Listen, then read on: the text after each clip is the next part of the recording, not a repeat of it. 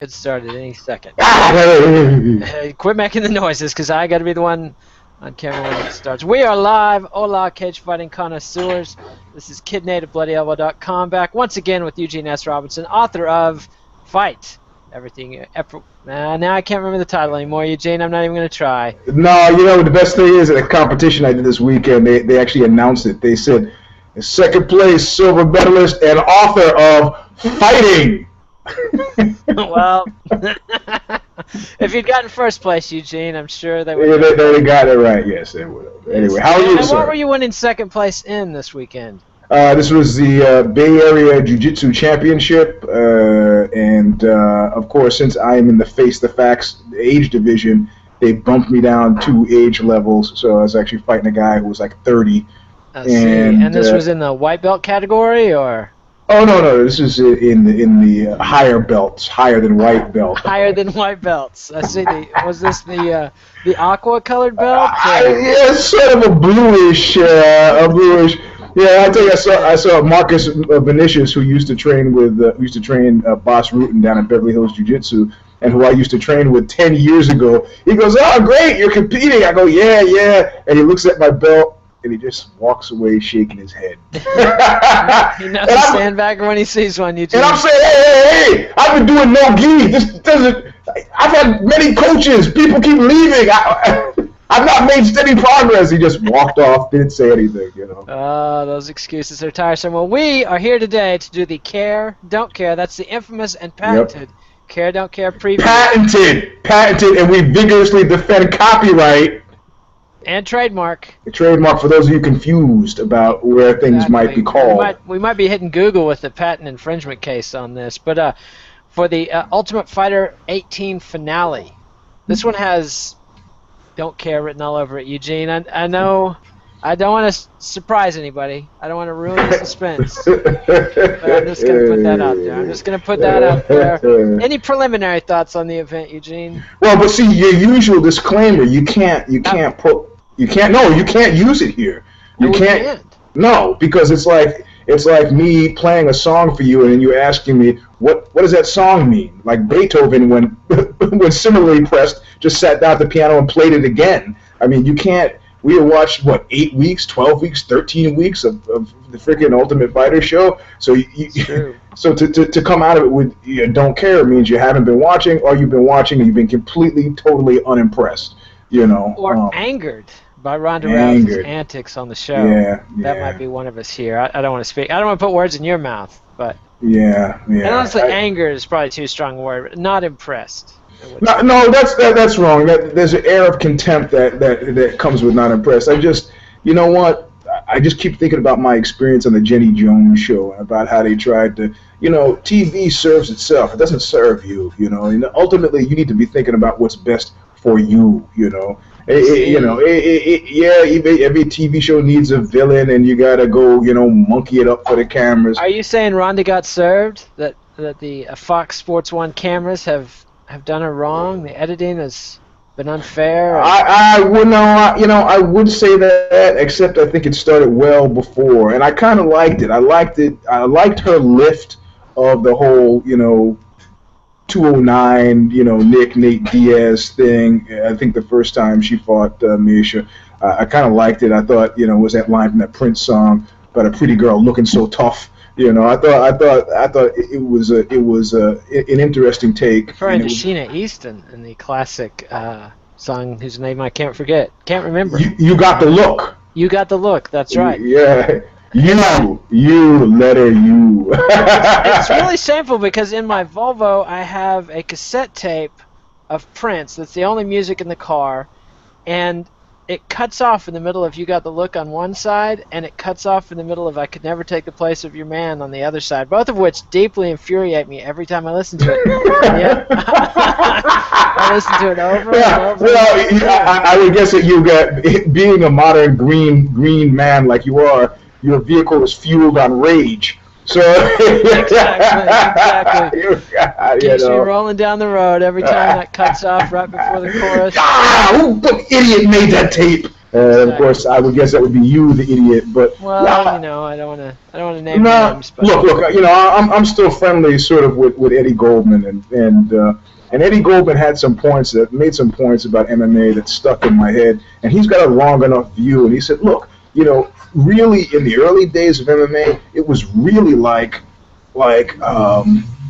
it was like a Star Trek convention. People would seriously geek out about moves, and it was a healthy extension of Black Belt magazine. Guys would talk, what about the death punch? What about the 1-inch punch? And it was all this kind of inside the fence martial arts arcana. And one of the things that Dana did when he took over the UFC, which is one of the reasons why Goldman is so infuriated, up until this point, is he goes, you know what, you fanzine people, we don't need you. So the clubby atmosphere of guys talking about techniques and tactics, or they learned something in Indonesia, all that stuff, all that kind of collegial stuff went out the window, and it became a business. And part of that business was not giving front row seats to guys like Eddie Goldman, hence his chafing. But the reality of it is, he made a point that stuck with me, and it's that, this is coarse, in a coarsening the discourse. This is coarse. This is pro wrestling course. It's the lowest common denominator. It doesn't elevate. And then he goes into this whole thing about Nelson Mandela. Has he heard Face the Pain? The thing is, he and I had a more steady relationship, and then I came out with the fight book. And I think he got a copy of the fight book, and rather than say something hurtful, he chose to say nothing at all. So I haven't heard from him for many years, and then he recently called me about something that had happened on Knuckle Up that he was interested in, and we talked a little bit, perfectly friendly. But back to the Ronda Rousey thing, that there is, it just seems it seems coarse to me. I mean, I'll give you an example of coarse and not coarse. Saying I saw Big Nog outside petting a bus and trying to feed it a carrot. I guess he thought it was a horse. That was, there seems to be an awareness on Chael Sonnen's part of business and pleasure. There seems to be, but between personality and persona, there seems to be a clear-cut understanding. I'm an entertainer and I'm a real guy. There seems to be. I mean, if you actually remember the video of him being rushed by Vanderlei, he was like, "What? What are you doing?" That's like coming up to Bela Lugosi on the street and go, "No, stay away, Dracula." That's a role I play on TV. You realize that, right? So I think Ronda could be her age. I don't know her, but it just. Whereas the appropriate approach to Bela Lugosi was, "Hey man, you holding?" Yes. What you got? Exactly. I got William Burroughs over at the crib, man. We're gonna have some great times. But all right. So I said I'm disappointed, and I'm sure her attitude would be, "Fuck you." Yeah, right. Who are you to be disappointed in me? Who are you to stand in judgment of me? But if this is the real you, God love you, more power to you. But if it's not the real you, you've sold yourself too cheaply. It does not seem, at least to me, that she's putting on an act. If it is an act, it's not a very well rehearsed one. It's pretty raw and close to the bone from what I can tell watching the show. And, yeah. Well, so based on, I mean, where are you thinking this is coming from? And a couple things. Do we ever hear a lot about her father? We hear a lot about the mother, but not so much. Her father passed away when she was 7 or 8. Yeah. Tragic, I believe, like a sledding accident or something horrible like that. And so that's a pretty open wound for Ronda Rousey. She talked about it. The mother remarried? I don't know the answer to that question. I don't believe she did. But I could be wrong about that. But I have not heard any complaints about stepfathers or boyfriends or anything like that. It seems like Ronda and her mom are pretty dang tight. Yeah. And nobody's come between them. So I don't know. Shouldn't be speculating about Mrs. Rousey's. Yeah. We're not real psychologists. No, we just play them on an internet show. Exactly. I'll film with no pants on. Hey, my pants or lack of pants. It's nobody's business. Exactly. Mine and it. and the neighbors who were outside. Hey, do you remember that there was a guy who was masturbating in his window and he got arrested? And he was like, "Hey, his legal defense was my house, it's my castle." My home is my castle, exactly. Me and my bay window enjoying the sunshine. And they came up with a legal defense, the reasonable person defense, which is a reasonable expectation of privacy. If you're standing in your picture window masturbating, you have no reasonable expectation of privacy, which means you understand that you can be seen, and therefore you should make efforts to not be seen. Yes, that is excellent advice. My favorite indecent exposure. Right. My wife convicted a guy on indecent exposure who was driving up and down the street next to a bus stop where a lot of college girls were waiting for the bus. And he had one hand on the wheel and another hand busy, and he was, kind of standing up in his seat, and he would yell, "I'd wave, ladies, but I don't have a free hand." There you go. They finally got him, I'm guessing. They got him pretty good. Red-handed. Indeed. His sorry. Pink. Oh, man. Neither here nor there, but we need to bear down. We need to knuckle down. I know the fans have been demanding more talk about Eddie Goldman. Yes. But we want to get to the card. Care don't care. The care don't care. We've got 1, 2, 3, 4, 5, 6, 7, 8, 9 fights on this card. I don't have a breakdown for which ones are on Facebook and which ones are on Fox Sports 1. It might be that it's all Fox Sports 1. I finally gotten around to knowing it's Fox Sports 1. Remember back there was that kind of meme that we had going. Yes, a meme. Fox Force, Full Force 5, number 118, Z3, 2I. That was a meme. You were solely carrying the water. I mean, I don't know. You don't even know what I'm talking. You don't even know what I'm talking about. So I remember you doing that ad nauseum, but I don't remember anybody else repeating it. But let's go on. Flyweights. Ryan Benoit versus Joshua Sampo. I want to say Benoit says his name Benoit, but I could be wrong. I like Benoit because of his balls.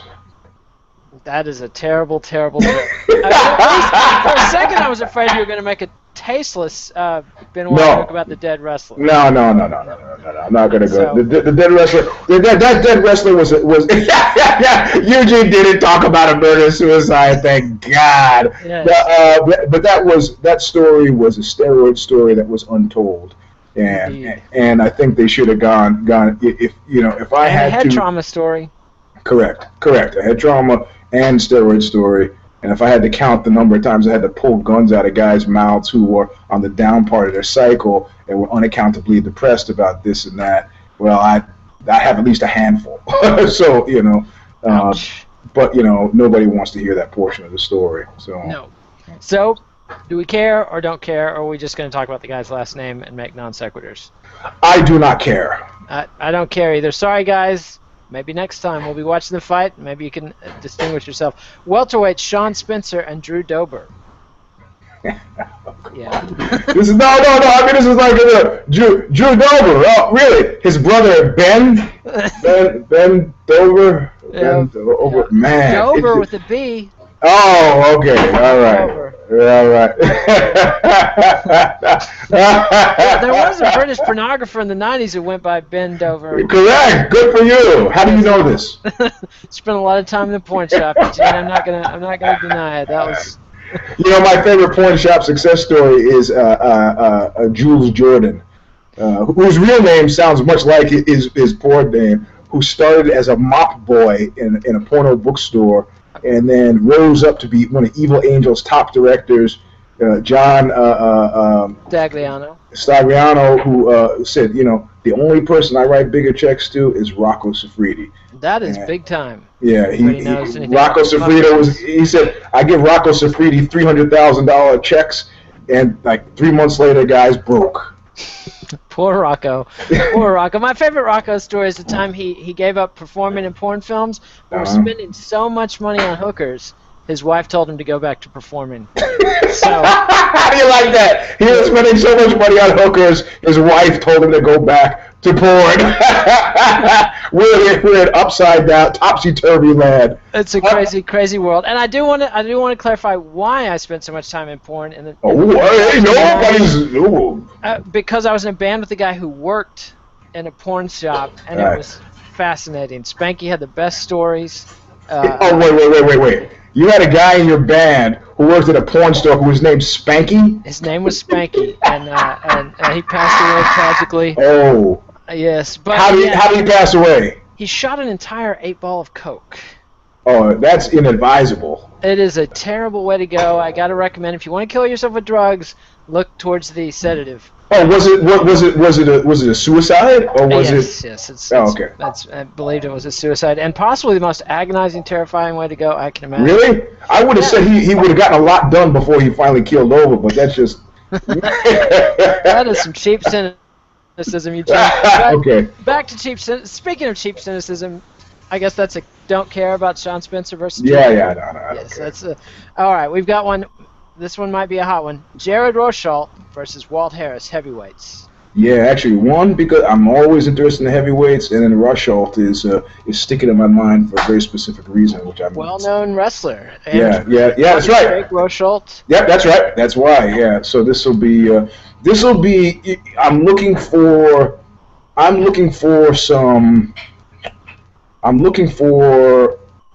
some finger in the air direction about the whole Ben Askren thing. And you expect to get that from this fight? I'm expecting. I think that Ben Askren has set back the cause of wrestlers moving into MMA just a little bit. Really? Because you find his fighting style to be dull? Well, I'm thinking about it's a pickle for anybody who's interested. Where's the salad, Eugene? On the side. So I think it's more. We have seen wrestlers come and make great showings, but he's pretty high up on the food chain. Mm-hmm. And, Kale Sanderson, the undefeated wrestler, who's legendary, who's been offered huge amounts of money by USA Wrestling, I'm sure, to stay in wrestling versus wandering over to the MMA side of things. Mm-hmm. But even at this point, I think there's got to be a proof of concept for guys, and I think we would call that the Askren exception, So you're saying that Askren has failed to... He's an Olympic wrestler, so he's about as high up as you can get in the food chain as an amateur wrestler, and yet you're saying he hasn't exactly set the world on fire in MMA? Is that your claim? Yeah, that's my claim, and I think it's given a go slow thing. So that wrestlers who want to make the transition, I think actually it was not as much of a cakewalk as it used to be. You can't just say as an intro to the guy, former Olympic wrestler, and expect that he's going to go in and give you a good show. Well, we've known that if you've been paying attention for a long time, since like Rulon Gardner and Pride. Right. But of course, it's showing up grossly overweight and out of shape and unprepared for the fight. Correct. Didn't help anything either. But Jared Rosholt does not have that problem. Maybe he shows up a little overweight, but the guy is sort of a lumbering truck of death. I'm looking forward to seeing. I enjoyed your piece on the other guy, the freight train. Well, thank you. Yeah, faked his own death and thought what part of the country was that guy from again? This was in rural Michigan. This is the guy. It's only in Michigan can you escape from drug dealers by faking your own death and then still having people see you around town. They're not the most clever bunch in rural Michigan, I'm told. I'm told by some of our writers who live there. Okay, good. I'm not going to name any names. I've liked Michigan the times I've been there, but they've been always uniformly terrible, except for this last one. But I see. I once spent 6 weeks in East Lansing, Michigan, and it was a nightmare. It was in the winter. Were you in a witness protection program, or? No, I was lobbying for Ameritech. Which is not one of the nicer things I've done. Oh boy! Pay off some karma there, but in fact, I probably shouldn't have even mentioned that. I don't know. You should. You shouldn't have actually. My non-disclosure agreement's still valid, but anyway, be that as may, it was chilly in Lansing, Michigan, in the winter of 1999. I can tell you that. But anyway, okay, all right. Sorry, I care. We both care. We're expecting big things from Jared Rosholt. All right, featherweights, Rani Yahya and Tom Niinimäki, Finland's hottest featherweight export. I'm interested. Of course. I care because Rani Yahya has some of the best jiu-jitsu going, and he's a Rickson Gracie student. Yep. He's totally one-dimensional. He reminds me kind of Ben Askren, actually, if Ben Askren had any submission game, because Yahya is one of these guys, if you touch him, he's liable to be taking you down in seconds. No matter what position the two of you were in, when you made contact, he's going to stick to you, and he'll be climbing up you and dragging you down. And then the reality of it is, my experience with, I have tarried with Henzo fighters, Hoist fighters, Daniel Gracie, and the Rickson guys I've rolled with have all been really small and just killer, man, killer. I mean, small. I mean, the thing is, it is so they're so uniformly great that if I had, location wasn't a problem, and I think I was someplace, I would actually, as a larger guy, think twice about training there, because whatever magic mojo he's got, it's working super well for small guys, and I would just have sort of probably baseless questions about, well, I don't know that they're really teaching a jiu-jitsu that's going to favor somebody my height and weight. That is blatant sizeism, Eugene. As a little guy, I got on it. No, but the reality of it has nothing to do with the smaller guys and more to train at a gym with all those little guys. That's what No, not at all. Yeah, except when I took Tiago Vera, when I took a class from one of Rickson's black belts, and he was saying, "Oh, you put your head here and you spin on your head and you do this thing." I go, "Hey, man, hey, Jack, look at me. I'm not spinning on my head." And he told you to do some more neck bridges. Yeah, I guess my neck is plenty strong, man, but I don't have 125 pounds on top of that neck. I got like 215, 20, Come on, man. He goes, "Well, I used to take capoeira too, and I used to break dance." I go, "I did none of those things." How did you miss out on the breakdancing explosion? Eugene, you were the perfect age to be like one of the innovators. I was a rapper.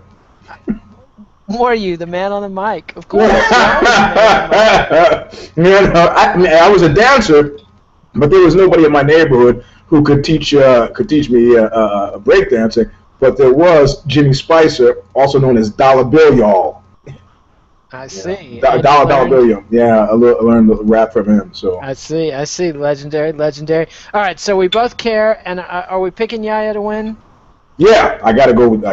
Yeah, the Finnish guy. I'm gonna. Yeah. And so. What has Finland ever done for me?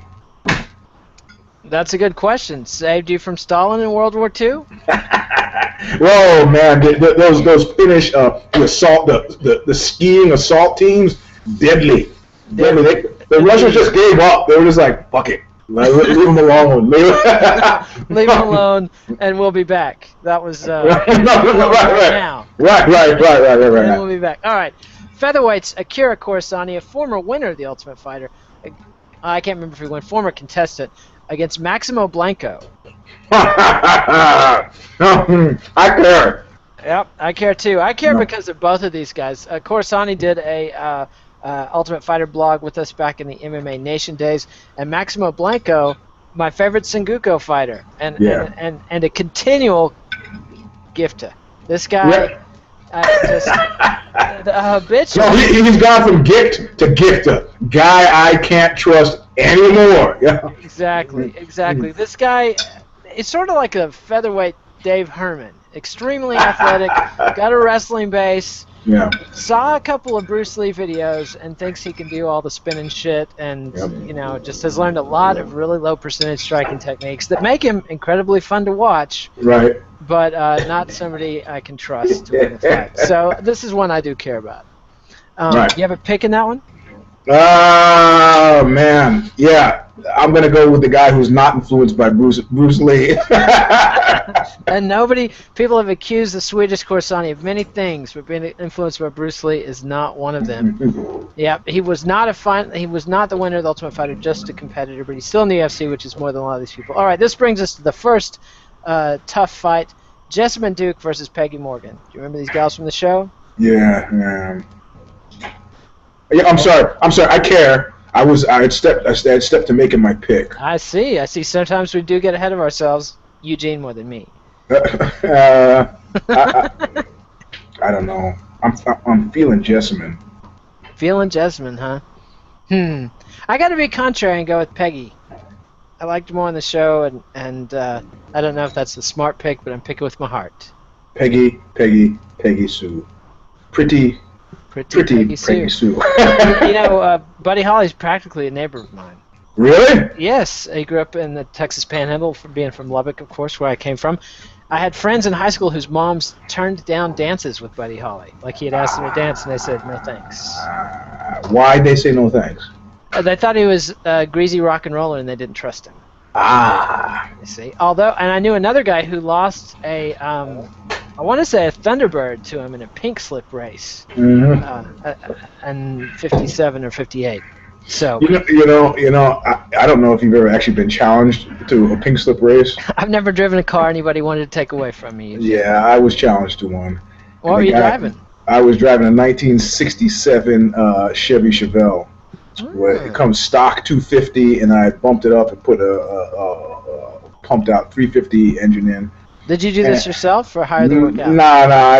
If it involves a winch, I can't do it. Yeah. Once the engine was dropped in, I could do little bits and pieces. And this guy pulls up next to me in a Cadillac, slightly lowered Cadillac, and his engine sounds like burp, burp, burp, burp, burp, and he goes, pink slips. I was like, no fucking way. Your car has sleeper written all over it, man, and I'm not walking home. So I was tempted to take that bet. Lowrider, Cadillac, engine. Yeah, I know.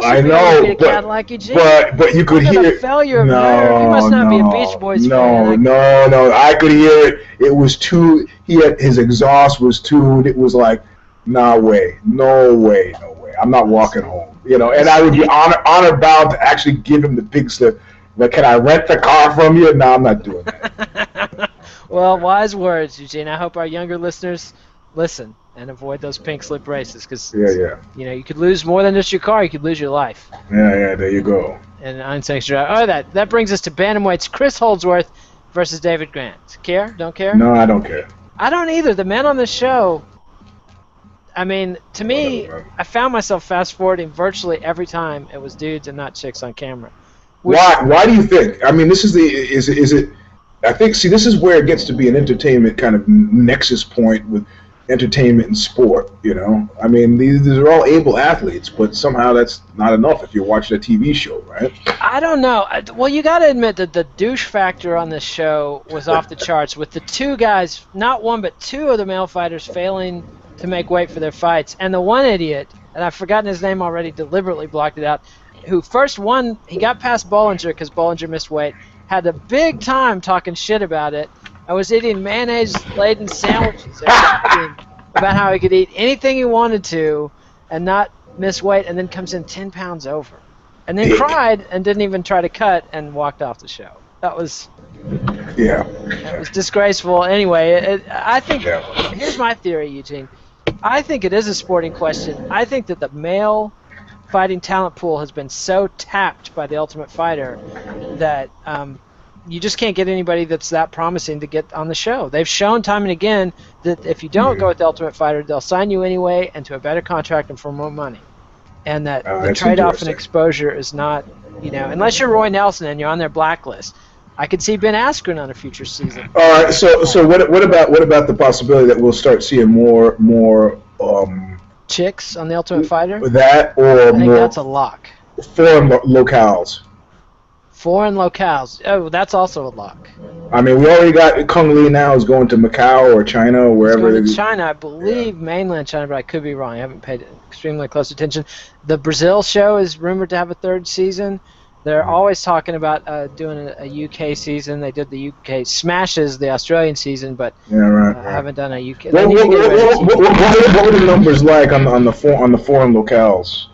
The first season of the Brazilian Ultimate Fighter with Belfort and Vanderlei as coaches were excellent. Some of the best numbers, better than the Ultimate Fighter ever did in the U.S. in terms of relative population. The second number fell off the table, like just died the death. Got moved to midnight, and they were talking about cutting it, and now they're talking about bringing it back. And I don't know if you followed the numbers in Brazil for the fights themselves, but they've been on an inexorable decline like this, maybe like that. And so Brazil, if anybody's familiar with the history of Vale Tudo in Brazil, it's a long pattern of boom and bust. Flatline, boom, bust, flatline, boom, bust. So it's been going on since the 1920s. They're a fickle people, if I may make broad cultural generalizations of some people, which is a specialty of mine. Anyway, so... It's strange. I would have thought we would have seen an Ultimate Fighter. I mean, I'm still on this thing with the Russia, Japan, you know. Japan's dead, Eugene. It's the past. Yeah. Economically, never to return. Not anytime soon. Not in our era, Eugene. We're both somewhat on the senior side. Maybe some of these young kids in their teens might see Japanese fight scene make a comeback, but I don't expect it. And Russia, I don't know. They're making Russia is. Somebody made some great point, and they said that like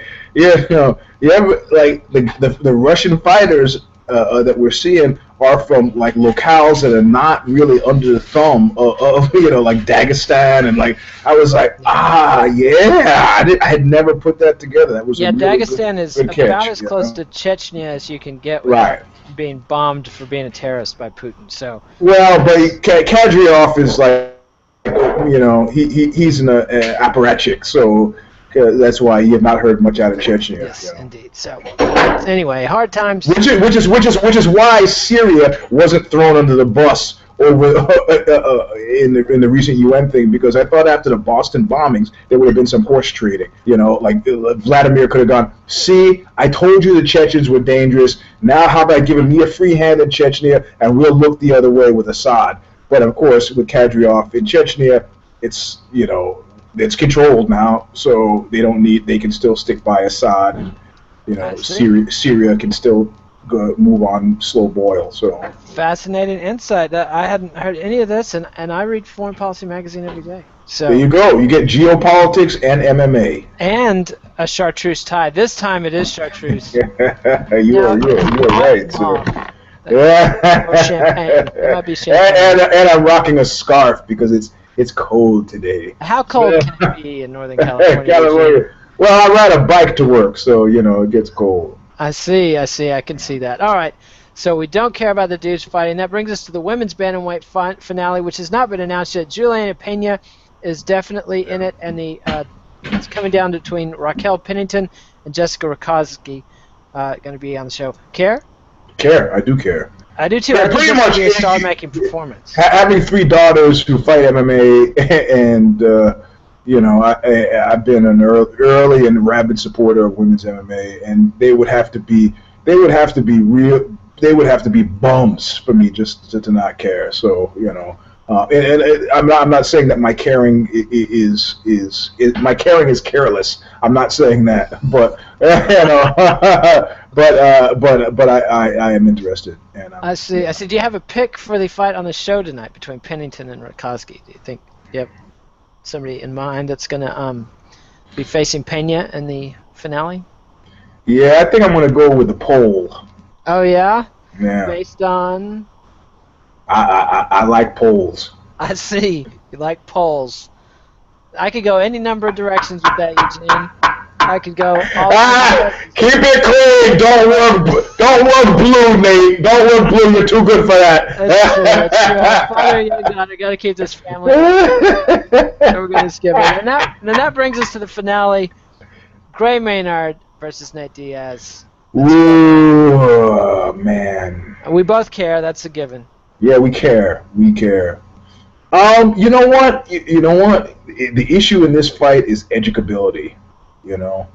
That is not a word I associate with either of these dudes, sadly. Well, but now we're getting into fine tuning, a take on this, and that's like, okay, Nick and Nate, all right.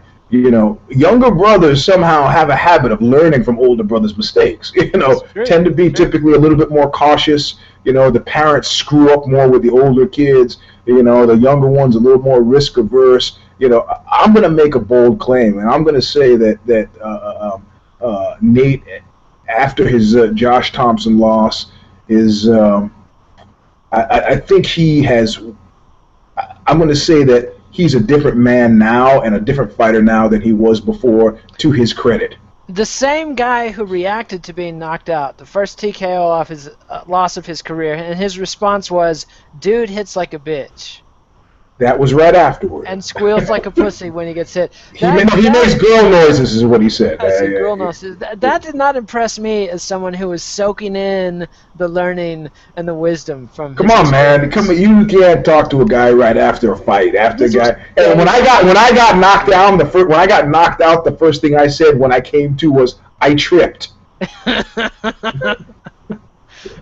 This was days after the fight, Eugene. He'd had plenty of time. Come on, days. I mean, how many times has he been in the gym? How many times has he been in the gym working with coaches since then? He's been. I mean, come on. Okay, you don't believe me here. Look at how quiet he's been. It's true. He has been basically quiet. Diaz's Caesar grade, that fight team has been amazingly quiet. They come to Nick for something. They say Nick's retired. Well, your man Kogan is now representing Nate. Yeah, Nick is saying he doesn't have a manager because he's retired. He's retired, and Kogan is one savvy cat. Keep your mouth shut. Don't make mistakes. Let me make your mistakes. I'm just gonna let that one slide by because I could. Right. So that one too, but Maynard. Maynard surely learned something from his two brushes with greatness in the title fights against Frankie Edgar. He's come back to beat Clay Guida in a really disappointing fight. Mainly Guida's fault, but Maynard had no answer for the dancing and the prancing. And then T.J. Grant came out and frankly punked him. Yeah, I'm thinking that I'm a big Maynard fan. And so I like about a guy nicknamed the Bully. Yeah, and I hesitate to draft him into the Lost Battalion because there's some he's still game. There are matchups. Frankie Edgar's long gone. He's not the champ anymore. Correct. Right. And not only is Frankie Edgar gone, I don't think he's coming back. Not to the lightweight division, no. No. So I still think there's some. I think there's a formulaic road to success. There's a formula-based road to success.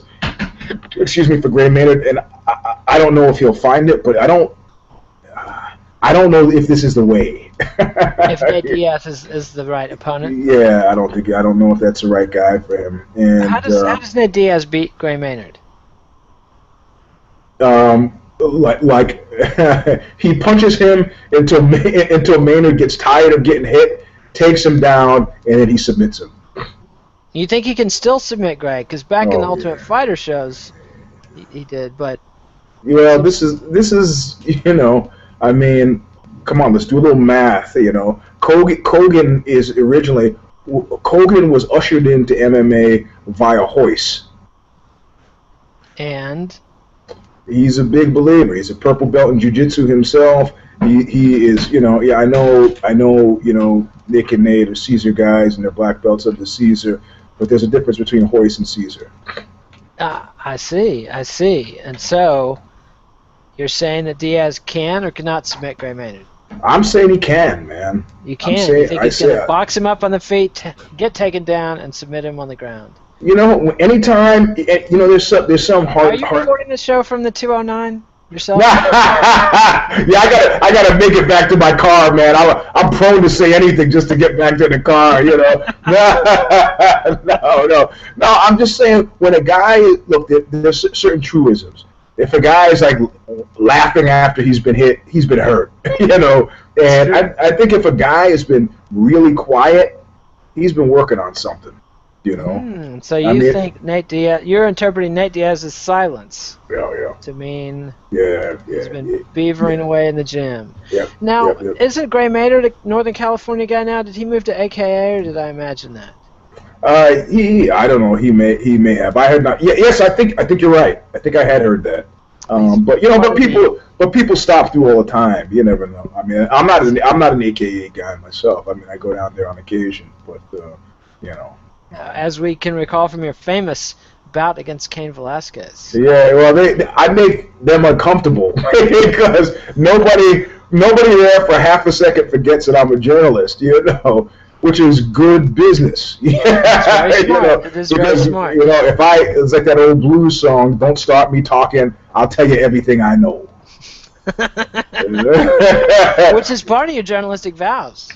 Hey, it is, and it's something that I have been chased and beaten for, probably, or attempted to be beaten my whole life, and recently got into some trouble for people. I didn't know I was being quoted. I go, hey, you know how it works, unless you tell me off the record, it's, I see. Exact opposite what the late Tim Russert said. His protocol was that if Karl Rove told him something, or any DC insider, unless they specifically said it was on the record, he kept it to himself. Yeah, well, he was old school, He was not, I wouldn't call him old school, I would call him corrupt school. Like I said, old school.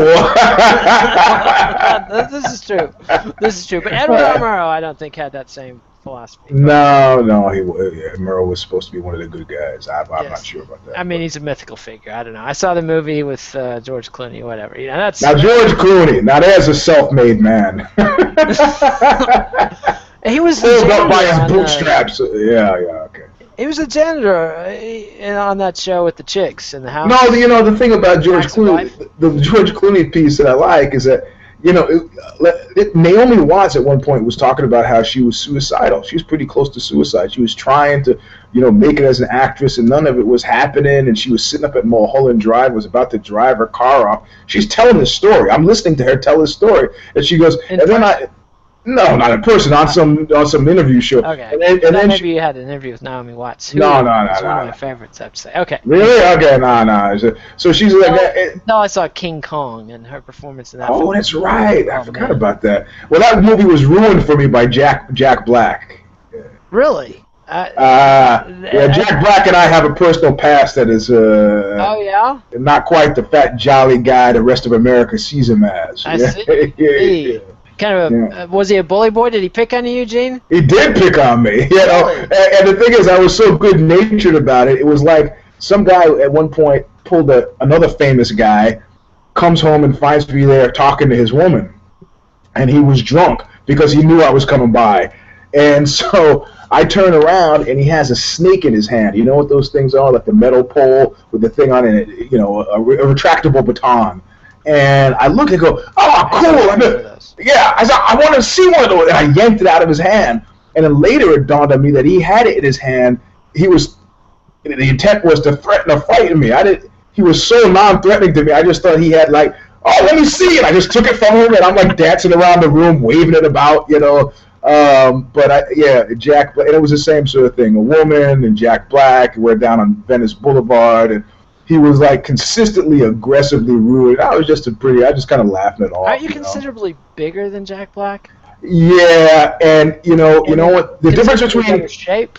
Yeah, he was broke then, so he was just doing the actors gang. So my response then was just to laugh at him and be amused at it. Now my response would be completely and totally different. So that's him into a lucrative punch to the face. So that fall down the ground and I'm blind and I can't see anymore and my confidence is gone and I need $10 million.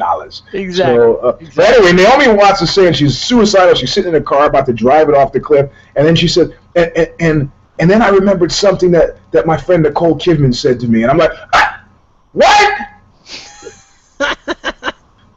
You have a friend named Nicole Kidman who is married to Tom Cruise, and you can't call in one fucking favor. Are you kidding me? It's Australian gals, Eugene. They turn on each other. They can't. It's Hollywood. It's the way they do each other in Hollywood. Your best, nobody's going to give you a break. So George Clooney, his father's famous. His aunt is Rosemary Clooney. The guy was struggling.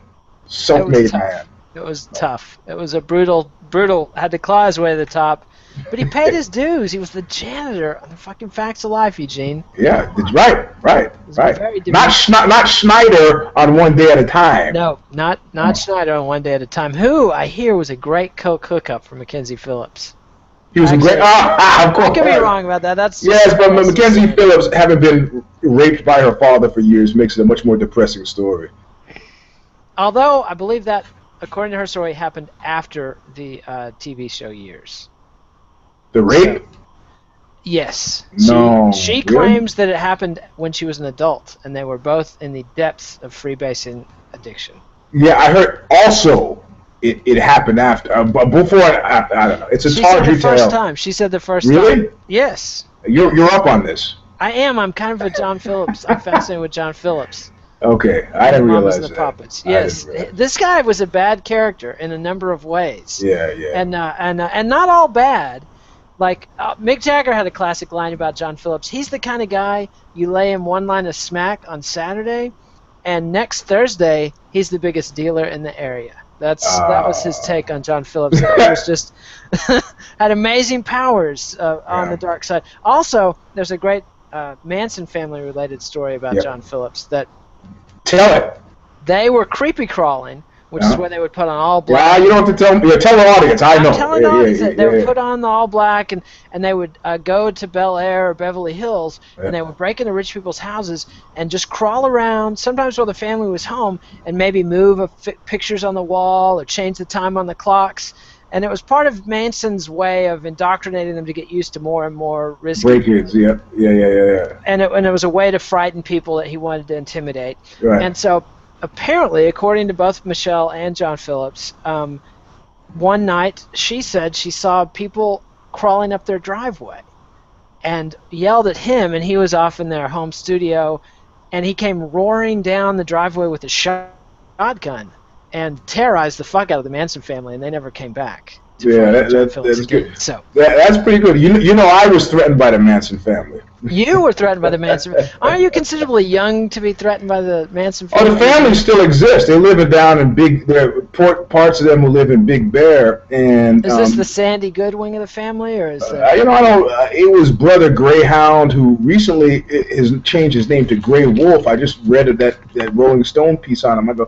I remember Brother Greyhound. I guess he got out from when he was in Vacaville. But I used to publish a magazine called The Birth of Tragedy magazine, and each issue was themed. There was fear, power, God, and the fear issue. I had a long correspondence with Manson, and had intended to put him in the magazine. He and I got into some kerfuffle, some argument, and it didn't end up being that way. Later, we doubled back, and he sent me a tape of his music because I was doing a Fear, Power, God compilation record, which I'm about to sell in my garage sale.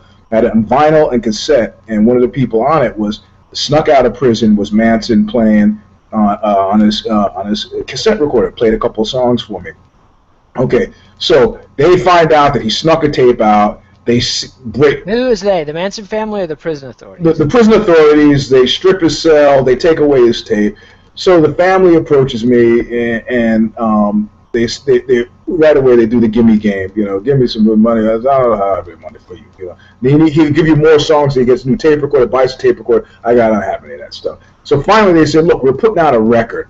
You run this record label, help us distribute the record. And so I set out the terms. 90 days. Oh, wait, time out. You seriously considered getting into business with the Manson family? What do you mean? Consider it. I got into business with them. You got into business with the Manson family. Okay.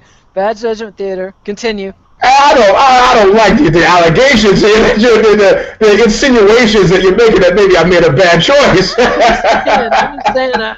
What happened to their defense attorney, Ronald Hughes? Well, okay. Well, anyway, so the family says at night they agree to all the terms and they give me a shitload of these records to distribute. I'm now the official distributor of the Manson family, whatever. Yeah, I bet you called your mom in pride with that one. Well, I didn't talk about it a lot, well, because the record was jive. It wasn't the Lie record, which was his stuff, or it wasn't even the stuff that I put on the Fear, Power, God compilation, which was actually pretty good. It was janky, so it didn't sell well. And so, but of course, after 30, was it him or the family? Both, but mostly the family, So after about 18 days, they start putting a touch on me for money. I say, you got 90 days. Don't talk to me until 90 days. 45 days, they start getting threatening. And I go, you threatening me? I tell you what, and I go nuts. I make 100-foot cliff leap into total stupidity. I said, here is where I am any day. First I go to the gym. First I go to the gym. First I go and this is my home address. This is where my record store is. You want to find me, I'll give you can find me anytime you want to find me, you know. Yeah, no, he's all right. He can come in. No, he can come in. He can come in if he's here. Oh, okay. All right. So anyway, I give him all the addresses, and I go, there. You want have at it, you know. Of course, this period of time is when first I had gone up to 265 pounds, you know. My judgment was kind of affected, maybe. I see. Were you doing were any stacks involved with this weight gain? Oh, stacks of weights and other things. And I also had an FFL, which I don't know if you know what that is. I do not. It stands for a federal firearms license. Federal. Yeah. So at this point, my level You're feeling fat and sassy. Is what my level of paranoia was already at DEFCON red. But then I realized how stupid was this thing that I'd done, because no matter how paranoid I was, like right now, in real time, on bloody elbow, I don't see my car. No. I can't see my car from where I'm sitting. I don't know what's happening with my car. Someone could be under the hood, as it were. Customizing. And that's when I realized that maybe I'd done something foolish. So when we got to 90 days, I cut them a check for what they sold, sent them back the remainder, and said, "Good luck to you." You know. And as far as I know, they've not bothered me since. Aren't they supposed to be a white power organization? You know, I've got lots of friends in white power organizations. Strangely enough. Oh, you know, there's a great piece about the guy who taught Jerry Lee Lewis, or who learned from Jerry Lee Lewis how to play piano, this black cat. And he taught or he learned from? Maybe he learned from. I'll send you the link or maybe I'll just post it on the page. And he's a black guy, and he started hanging out with all these Klansmen. And the Klansmen, he was just like, look, I'm writing a book. He's written a book called Clandestine. And, clever. But he's like a famous musician, like played with everybody, a keyboard guy. Jerry Lee Lewis, all the way through, James Brown maybe. And he said, you know, he just wanted to talk to these guys. That's it. Just talk to them. And he said, you know, he met like a couple of Grand Dragons, and then pretty much he's got a whole collection of KKK gear, because these guys, after becoming friendly with him, hanging out at his shows, spending time with him, driving around, going to dinner, eating with his wife and stuff, they become friends. And they're like, man, I guess I was sort of that racist shit. I was kind of crazy. I don't know what I was talking about. So I'm like, you know, for years, because I've been writing this about stuff that's been edgy. You know, I remember all these guys in Chillicothe, the White Aryan Resistance League. They were all like sending me emails, we communicating back and forth, and I made no effort to conceal the fact that I was black. I just wanted to hear what they had to say. You know. I see. Well, it sounds like this is why the Klan people keep a firm line against race mixing, Eugene. See, it leads to softening their stance. That's right. That's right. You hang out with mud people, stuff starts to happen. I didn't say it. Well, you know, they've all been unfairly polite. Nobody from that side of the fence has been rude to me. You know, I mean. Just don't show up to the wrong necktie party. That's. I don't know if the guy's been to rallies, but his Klan's friends were pretty afraid of him. Like, he's like to go to a rally, and they were like, hey, you know, we'd like to protect you, but you know, but he's also older, and the Klan's guys he's meeting are older. You know, I mean, and like the skinhead guys from the punk rock scene that I knew, I met all those guys when they were 16 and 17, and I was older, and it's sort of a cult of strength. So I've always been this weird exception, because the fighting, weightlifting, gun-toting, all that stuff seems to factor heavily. But like the younger cats who, you know, I mean, it really is a sort of, I'm not going to make a large claim for post-racialism, but the guys who were, you know, stoning voters in 1957, it's a different kind of category. You know. Now they're legislating away people's rights to vote in a much more civilized fashion. Correct. We made amazing progress as a country. So back to Maynard and Diaz. You're picking Diaz. I'm going to pick Diaz, man. That's tempting me to pick Gray, which I was going to do. Well, I think I should point out our picks going back a few weeks. You have done terribly. Your picks have been execrable.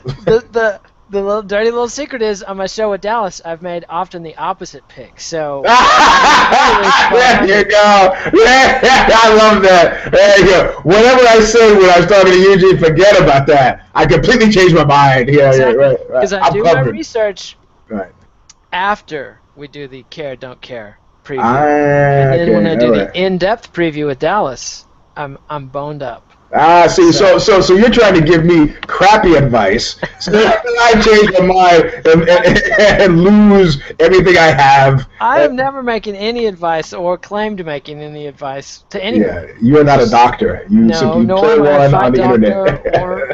Hey, there's actually something I want to talk about that somebody raised that was pretty serious and that touches people that you know. And apparently there was a Twitter war kicked off by people. Somebody had raised it, not me. Said directed toward Ariel Helwani and another guy named Jeremy something or other. Said Botter, yes, thank you. Said, how is it that you are talking about MMA and you don't train?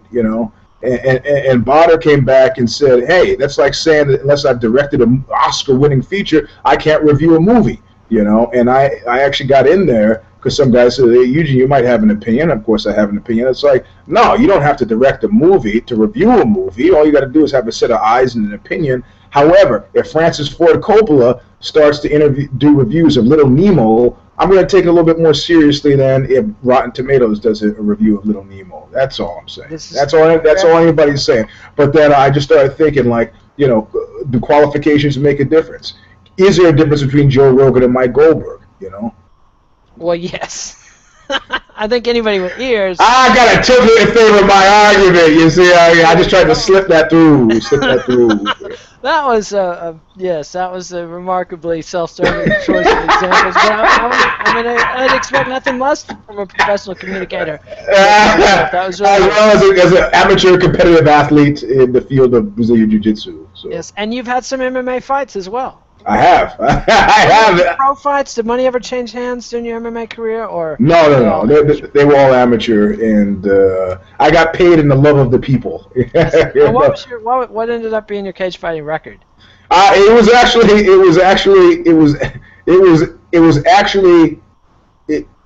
was good, but I have to qualify the good. I only got beaten by dude Chris Sanford, who's a brown belt now under Caesar and was on the first season of The Ultimate Fighter. He's the one who knocked me out, and I said I tripped, and then I had a re-engagement with him, and then he choked me out. So I had 2 with him, and I'm done. And then I had 8 wins, but one of the wins I was fighting some guy who punched himself in the eye. Hey, you take that. You don't have. I'm taking it, man. Fuck that. He couldn't continue. I'm gonna win. And like when I was fighting Mike Swick, one time I got to train at AKA, he shot in on me, stove his head into the mat, knocked himself out. And we're just training. You beat Mike Swick. We weren't training, but this is the genesis of my I beat Mike Swick story. Which is not quite as good as I produced a Manson Family, or I distributed a Manson Family album. I gotta say, yeah. It's still one of my favorite Eugene tales. Yeah. All right. Is there anything else we want to add before we wrap up the show? I think we have teed it up nicely for the show. I do have one question though. Post the show. And post the December. I have tickets for the December 20th fight. I have to say to everybody, if you see me in Las Vegas for the December 28th fight, you don't see me. Eugene is not talking to strangers. No, I'm talking to I'm talking to anybody. But if anybody asks you if you saw me there, you didn't see me there. You didn't see him. All right, very, very. Wasn't that Eugene you were just talking to? I'm asking for your help, because I will be in no shape to communicate or be videotaped by the public for uploading to YouTube. Please do not do this. Thank you. I'm gonna be relaxing and enjoying myself. Well, excellent. That sounds like fun, and I hope you relax. Oh, it sounds like fun. I hope you relax and enjoy yourself in a more family-oriented style this week, and enjoy your holiday. No, I'm flying off to Europe. Career's got to come first, just like I said in Raising Arizona. No, we're gonna have. I'm a pescatarian, so we're gonna have some fish on Thanksgiving. Sounds delightful. I'll be having some kind of vegan concoction with my vegan nieces, so right. That'll be fun. All right, well, happy holidays, everybody. We'll see you on Saturday. Well, Dallas and I'll be back for the in-depth preview for this one. Hopefully, Dallas. Let me tell you about that guy. We've seen you two in action together. I know this is another meme that it's like I'm the only one on it. Eugene, you're not afraid to go out with a lonely meme. That's right, man. I'm okay. He just keeps flogging those lonely memes. I'll be back with the bathrobe review on Sunday. Eugene, will you have Knuckle Up for us on Sunday or Monday next week? It'll be Sunday or Monday from some far-flung foreign locale. Contingent on Wi-Fi, but yeah, those of you who remember the shows from Lyon about this time last year, it'll be another take on that. I'm hoping not from a ship. I don't know. I thought the shows from your houseboat or the houseboat you were on were some of my favorites, but I'm gonna be on that houseboat again, sadly. So, well, maybe you can do some shooting. But anyway, we'll be back with all that stuff. Subscribe to MMA Nation, and adios, MMA aficionados. We'll see you soon. Later. Thanks, Eugene. Bye.